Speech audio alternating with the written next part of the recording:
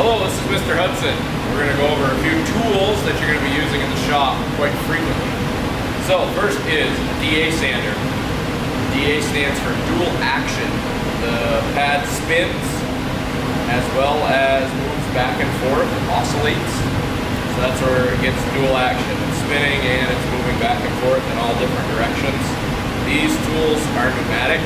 They do make electric ones, but in this field you normally use the pneumatic ones because they're a little less aggressive and they're easily controlled. There is an air valve on the side that you can turn these up and down. This one happens to have a 6-inch pad on it. It takes a variety of paper. This is what's called a hook and loop. It's like Velcro. You just stick it on. It's ready to go. When you're ready for a new piece, you peel it off, put it back on. Again, these are pneumatic, so we have air in the shop. There's a little collar on the air lines, and you just plug them in, hook them up, they're ready to go. You do have to turn the air up. You can see how the adjustment valve varies the speed.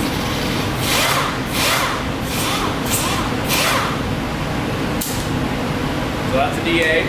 Safety concerns with this, obviously they're spinning at a high rate of speed. You don't want to get them on your skin, touch people with them. Other than that, pretty safe. When you're using these, you want to keep them as flat as possible all the time. So that's a DA. Again, you have different grits. Now, you probably can't see this well, but this is 80, 180. 220, and what's on the pad is 400. We'll talk about grits more later. Next thing we have is a grinder. This is called a right angle die grinder. This is for grinding metal mostly, or cleaning up rust, cleaning up paint to be prepared for filler. Same, this is pneumatic. This does not vary speeds. It has one speed, it's 20,000 RPMs, which is a lot. It moves like 10 times faster than that, 20 times faster. Again, you have a variety of different things that go on this. Anywhere from a sponge type pad, all the way to grinding discs. So the discs are 36, 80, they go up to 180 I believe, but you don't usually use that. 36 is really your wheelhouse of where you're going to stay on. These sponges are more for prepping metal without really digging into it, or rust removal. These have a 3M roll lock setup is what this is called. There's a small thread on them, and there's a receiving thread on this end, so they just kind of screw in clockwise, just like you were threading a nut and a bolt together. Again, same thing, pull the collar back, these connect with air, and then there is a trigger right here.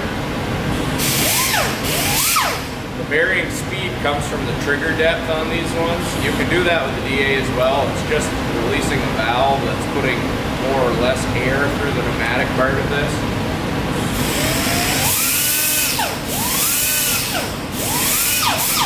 And again, the safety hazards associated with this are way, way worse than the DA.